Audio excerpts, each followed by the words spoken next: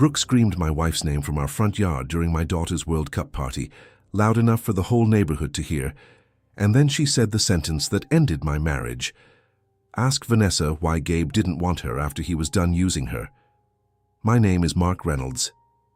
At that moment, I was standing in my own living room with a plate of burgers in my hand, our 7-year-old daughter Lily wearing a Team USA jersey beside me, and my wife staring at the window like the glass had become a wall she could hide behind. They thought I would explode. I didn't. That was my first advantage. Vanessa and I had been married for 8 years. We lived in a quiet neighborhood outside Dallas, the kind of place where people decorated their porches for every holiday and acted like they did not hear anything through thin fences.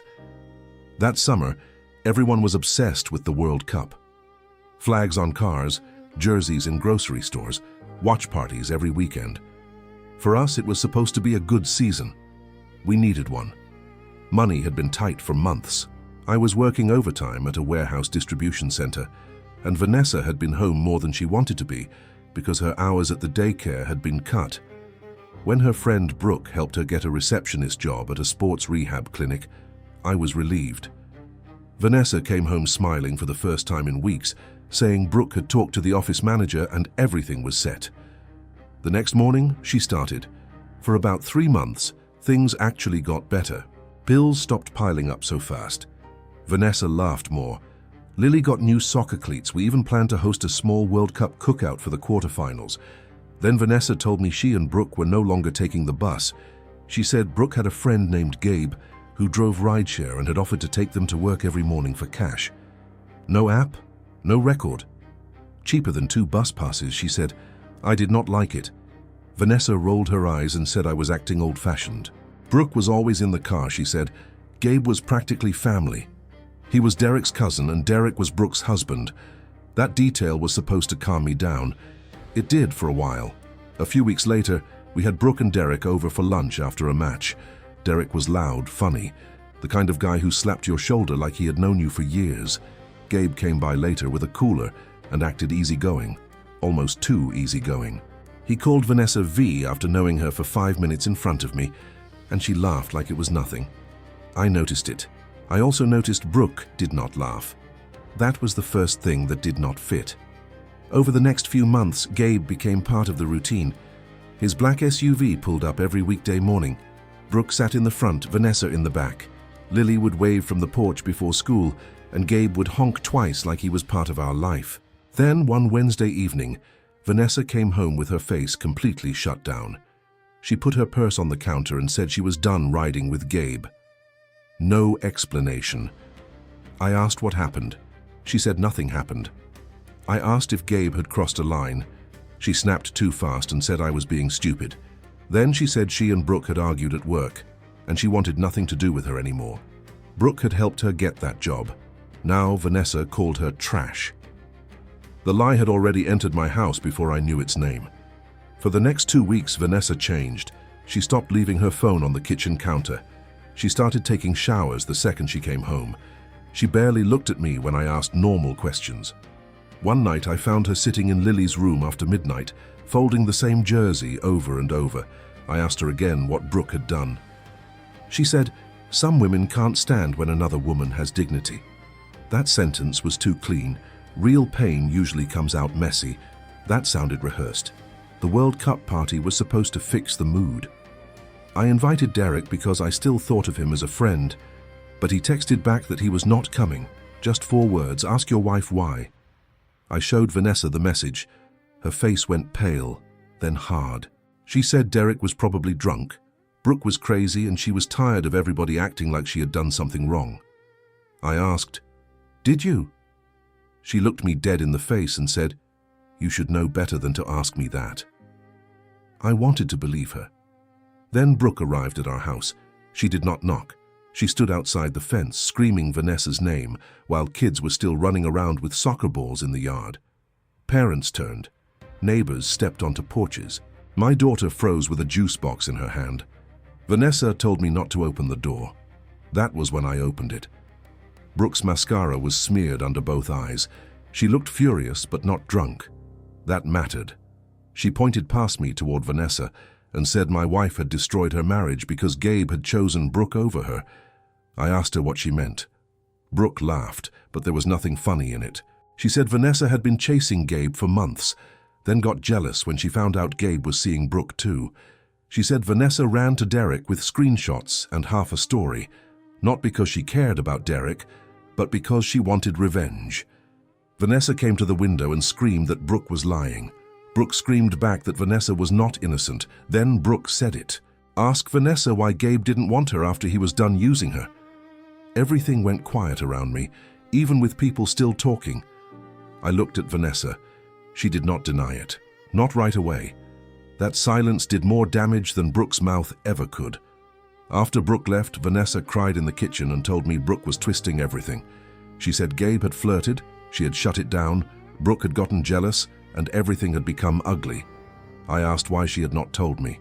She said she was ashamed. I asked ashamed of what? She did not answer. That night, after Lily fell asleep, I went outside and checked the little security camera I had installed over the garage months earlier after someone stole packages from our street. I was not looking for proof of an affair, not at first. I just wanted to know how many mornings Gabe had picked her up. The camera kept 30 days. What I saw made my hands go cold. There were mornings when Brooke was not in the car. Vanessa had lied about that. There were also mornings when Gabe's SUV arrived 15 minutes early and Vanessa walked out before Lily and I were awake. One clip showed Gabe stepping out and opening the passenger door for her. Another showed him touching her lower back before she got in. It was not proof of everything. It was enough to know I had been managed. The next day, I did not confront her. I called Derek. He answered on the fourth ring, voice flat.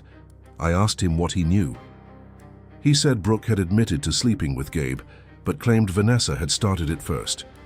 Then he said something that changed the whole story. Gabe recorded everything. I thought he meant messages. He did not. Gabe had a dash cam inside his SUV because he drove rideshare. He also had audio. Derek said Gabe bragged about it at a backyard watch party weeks earlier, joking that married women were too scared to delete what wasn't on their phones. That was not arrogance. That was insurance. I asked Derek if he had seen anything. He said no, but Gabe had shown Brooke clips.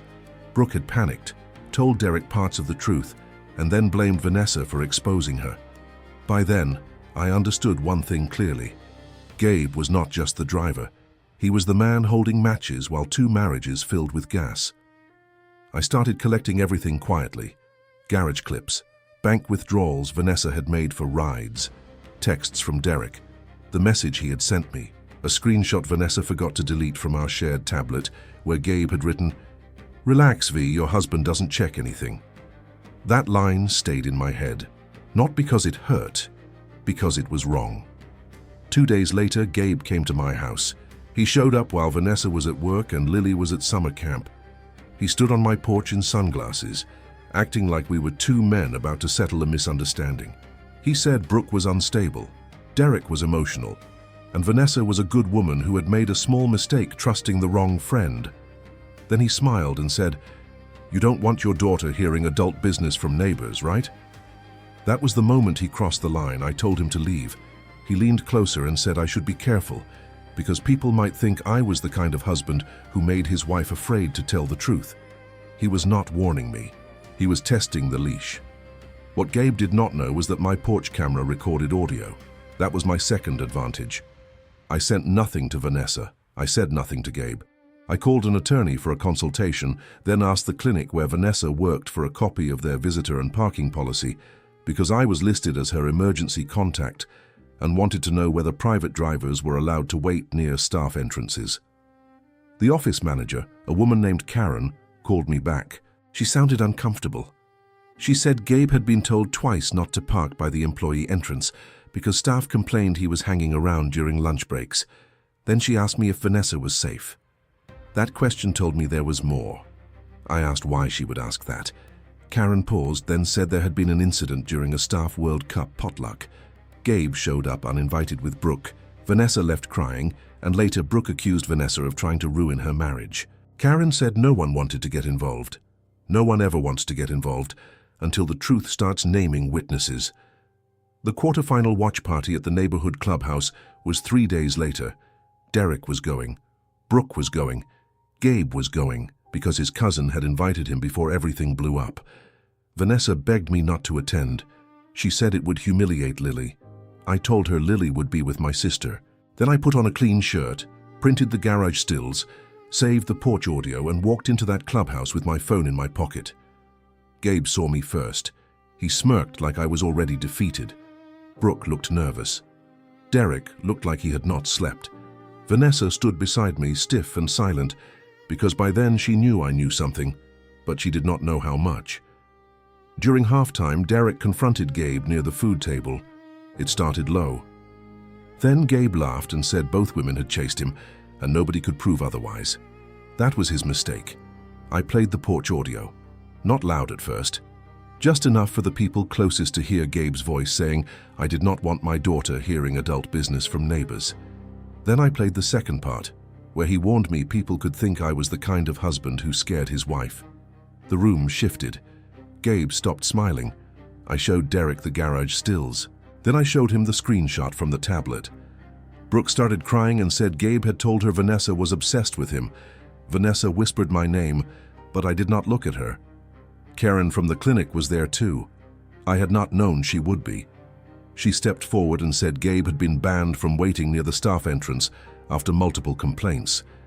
That was when the lie stopped being private. Gabe tried to leave. Derek blocked him, not violently, just enough to make him stand there while everyone looked at him. Brooke said he had clips of women in his car. Gabe called her crazy. Then Karen pulled out her phone and said if that was true, the clinic needed to report possible harassment involving employees. Gabe's face changed. For the first time, he looked scared. Not sorry. Scared. Vanessa finally spoke. She said Gabe had flirted with her. She had answered messages she should not have answered. And one morning he kissed her in the car. She said she pulled away. She said she never slept with him. She said Brooke found out about the messages and attacked her at work. And Vanessa exposed Brooke to Derek because she panicked. Maybe that was true. Maybe it was only the part she could admit in front of witnesses. Trust does not die only from what happened. Sometimes it dies from how hard someone works to hide it. Derek threw his drink in the trash and told Brooke they were done. Brooke turned on Gabe in front of everyone, saying he had played both of them. Gabe called her pathetic. Then Derek said one sentence that cut through the whole room.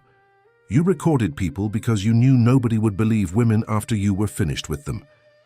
Gabe left before the match ended, but he did not leave clean. Karen reported him to the clinic owner. Derek filed a police report after Brooke gave him messages about the recordings. I handed over the porch audio and the screenshot. Within a week, Gabe lost access to the clinic property, lost several private driving clients, and his cousin Derek cut him off completely. Brooke moved out of Derek's house. Vanessa stayed in mine for 18 more days. Those 18 days were worse than yelling. She cooked dinner. She packed Lily's lunch. She asked me if I needed anything from the store. We moved around each other like two people pretending not to stand in wreckage. One night, she asked if I hated her. I told her the truth. I said I did not know what I felt anymore, but I knew I could not live inside a story she edited for me. She cried then, quietly. No performance. No defense. That almost broke me. Almost. But every time I softened, I remembered Brooke screaming in my yard while my daughter stood there in her soccer jersey. I remembered Gabe saying my husband does not check anything.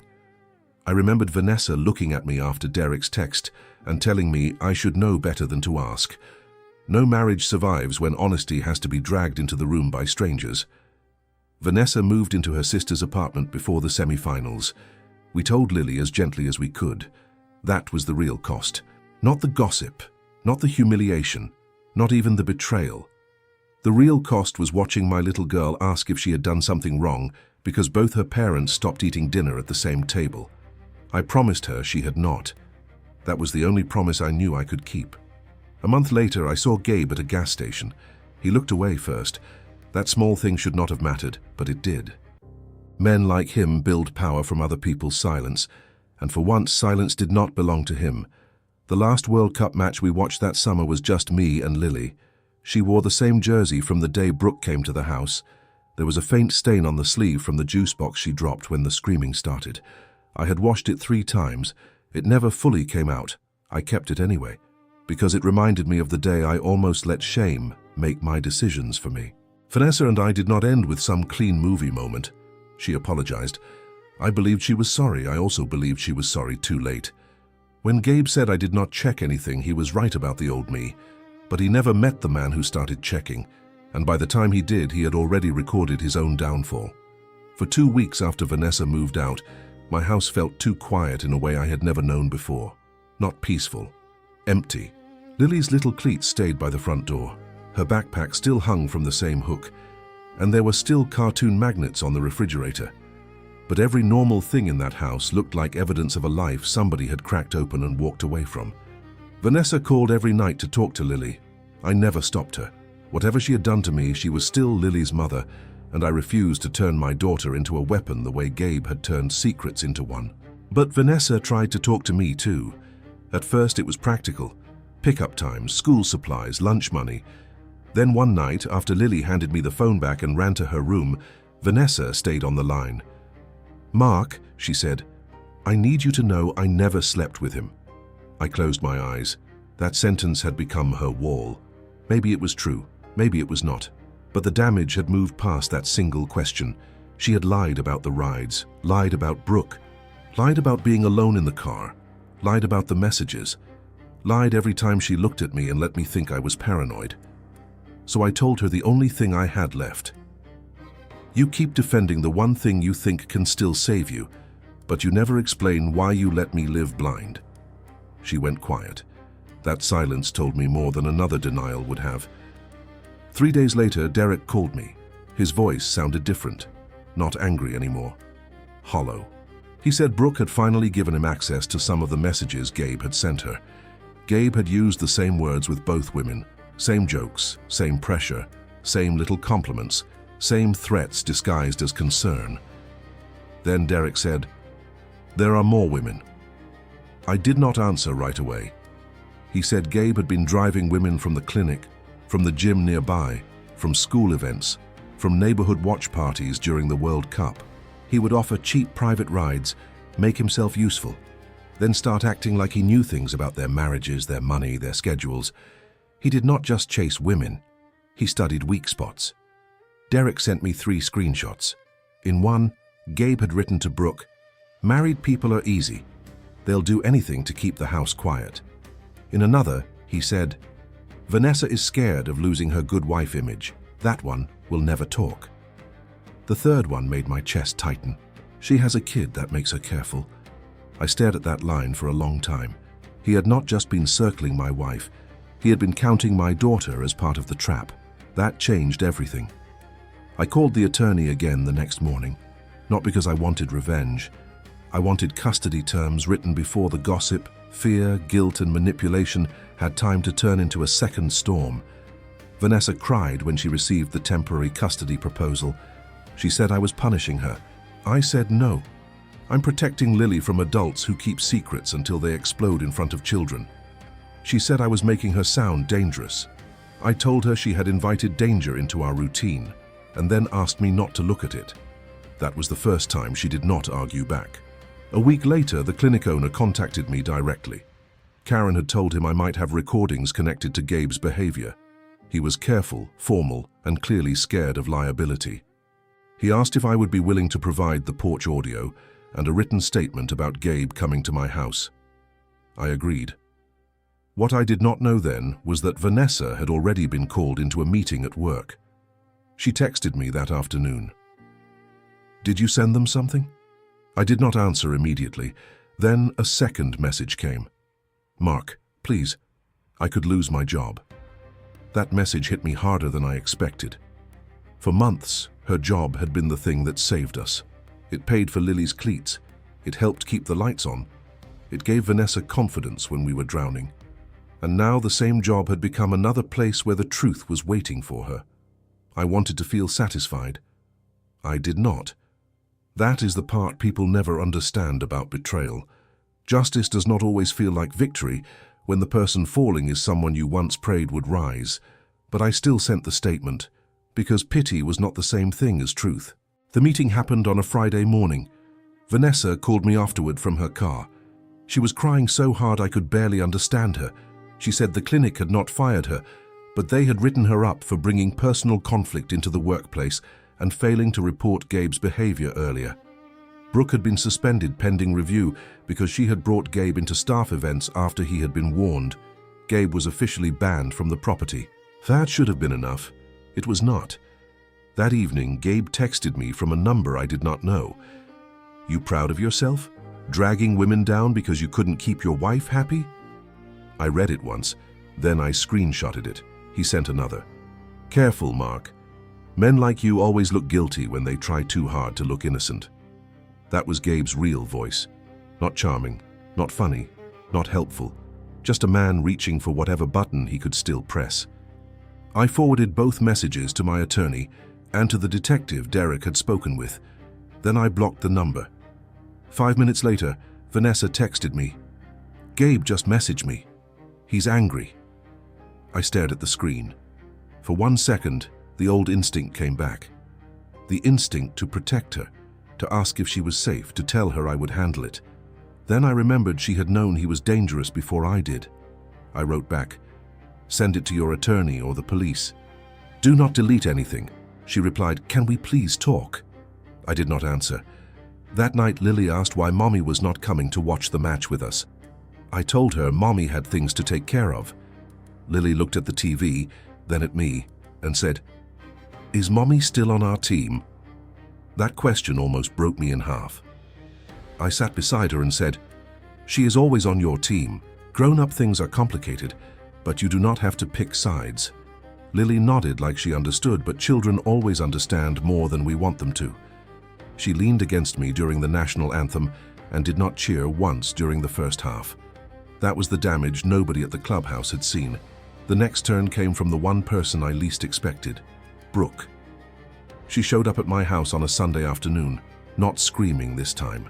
No smeared makeup, no rage. Just sunglasses, a folder in her hand, and a face that looked 10 years older than it had during the party. I almost did not open the door. Then she said, "I'm not here for Vanessa. I'm here because Gabe is trying to scare Derek into dropping the report." I stepped outside and closed the door behind me. Brooke handed me the folder. Inside were printed screenshots, dates, names, and a list of women Gabe had driven privately. Some were from the clinic, some were from the neighborhood. Some were wives of men we both knew from cookouts, school events, and weekend soccer games. At the bottom of the page was Vanessa's name. Beside it, Brooke had written, "Messages, morning rides, possible recording." My stomach turned. I asked her what possible recording meant. Brooke looked down and said Gabe had once shown her a clip from inside the SUV. Not explicit. Just enough to prove Vanessa had been in the front seat with him early in the morning, laughing, touching his arm, leaning close. I gripped the folder so hard the paper bent. Brooke said, "I don't know how far it went, Mark, but I know he kept things. He kept everything."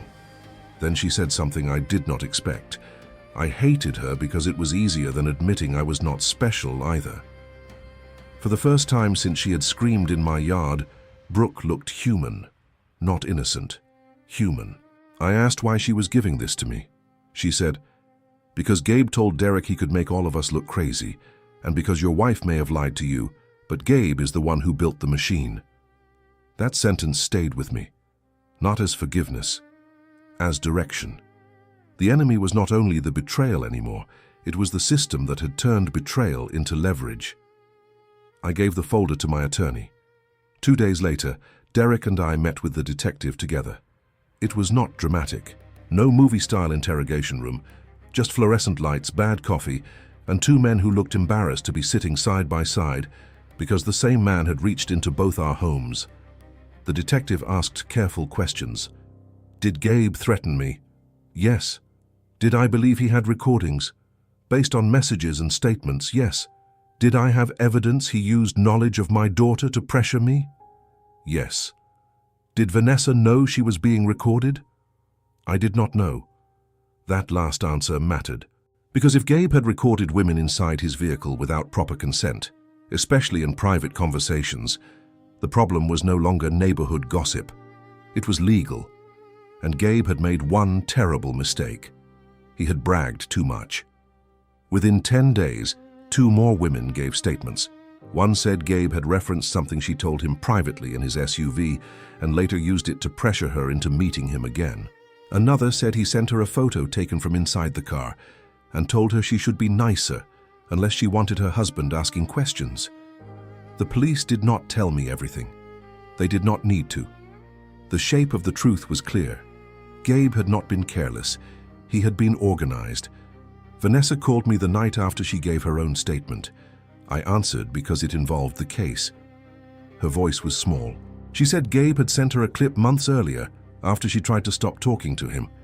The clip did not show anything physical. It was just audio of her admitting she liked the attention and felt invisible at home. That sentence hurt in a way I was not prepared for. Not because it was the worst thing she could have said, because it was ordinary. Loneliness, attention, shame, secrets. That was how he got in.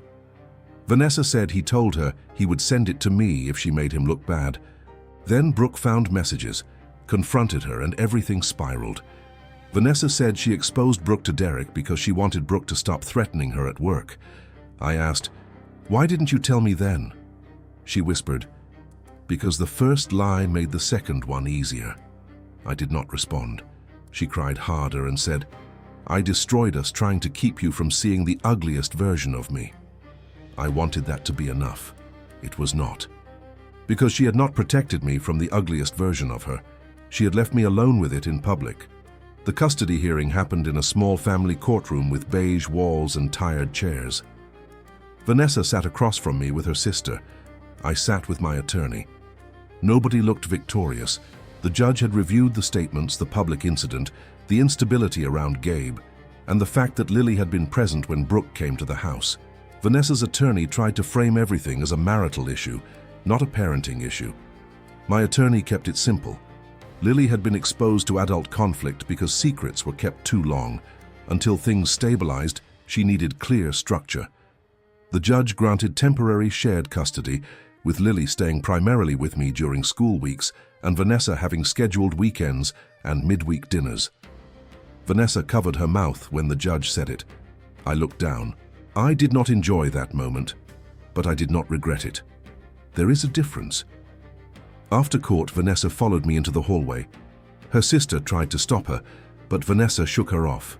She said, "You got what you wanted." That sentence lit something in me.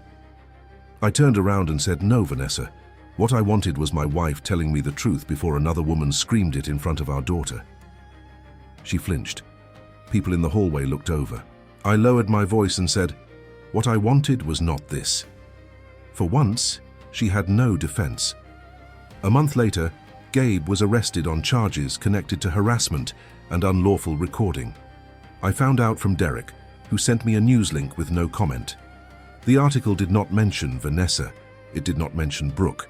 It said multiple women had reported a rideshare driver who allegedly recorded private conversations and used personal information to intimidate them. That word sat heavy on the screen. Allegedly. The law needed that word. I did not. Derek and I never became close friends again. There are some friendships that cannot survive what they witnessed together. But one Saturday he came by to drop off a small box. Inside were the printed copies I had given him at the clubhouse, the garage stills, the screenshots. He said, "You might want these back." I told him to throw them away. He shook his head. "One day you may need to remember you weren't crazy." That was the first kind thing he had said to me since everything happened, so I kept the box.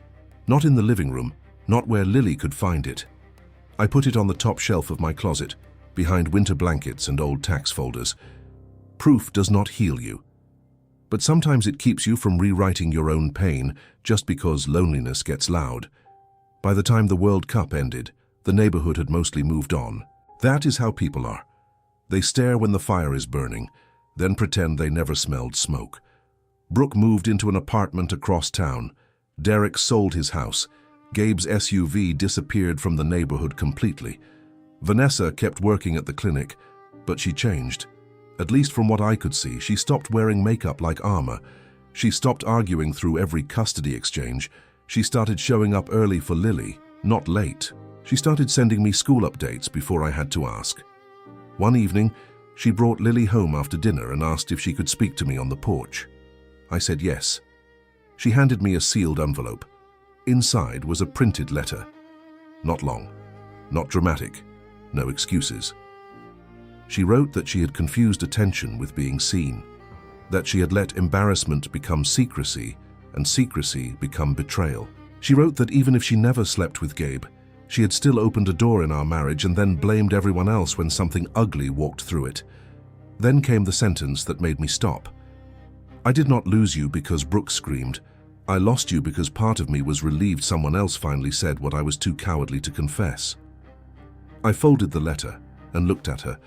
She was crying, but not reaching for me, not asking to come inside, not trying to turn apology into negotiation. That was the first honest thing she had given me without needing something back. I told her I appreciated the letter. She nodded. Then she said, "I know we're not going back." I said, "No, we're not." Her face tightened, but she accepted it. That acceptance hurt more than another fight would have, because it meant the end had finally stopped pretending to be a pause. The divorce took months, but the marriage had already ended in that hallway after court. Everything after that was paperwork, schedules, signatures, furniture lists, who kept the grill, who paid which bill, how to explain holidays to a child who still wanted both parents at the same table. Lily adjusted slowly. Some weeks were good. Some weeks she cried because she forgot her stuffed animal at Vanessa's apartment. Some nights she asked why Mommy could not sleep in the guest room. I never gave her adult answers. I just gave her safe ones. We both love you. This is not your fault. You are home in both places. I repeated those lines until they became stronger than the noise that started everything. A year later, the case against Gabe ended with a plea deal. He avoided the worst possible outcome, but he did not walk away clean. Probation, fines, a protective order, loss of his rideshare work, mandatory counseling. A record that would follow him into every job application that asked the right questions. Some people wanted a bigger punishment. Part of me did too. But when I saw him outside the courthouse after the hearing, standing beside a public defender, thinner than before, eyes down, no sunglasses, no smirk, no SUV, no women circling him, I felt something colder than satisfaction. I felt finished. He looked at me once, then he looked away. That was enough. Vanessa was there too.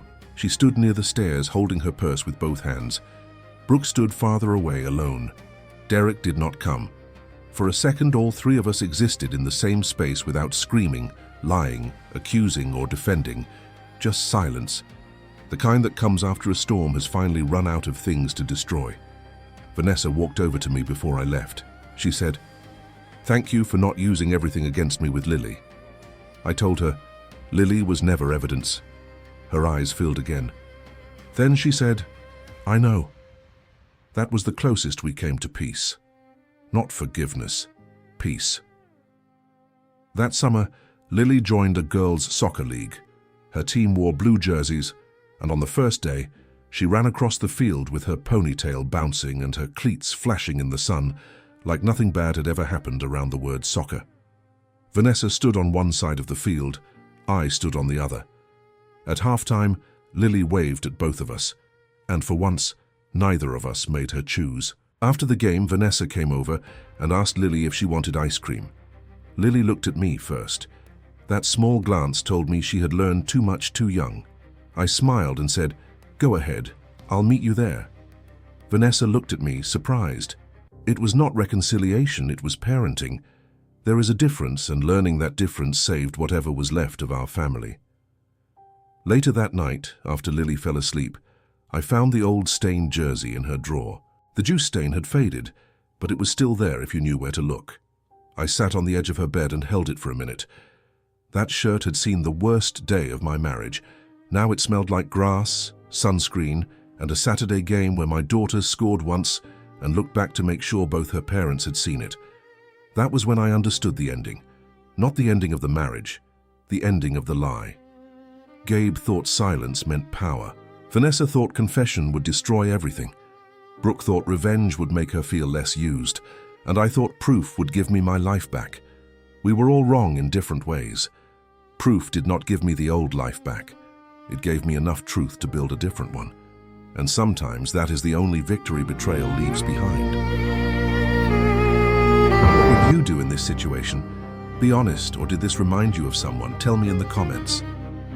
And if this made you think about your own relationship, I left something in the description that can help you build something stronger. Subscribe if you want more stories like this every day, and share this with someone who needs to hear this story.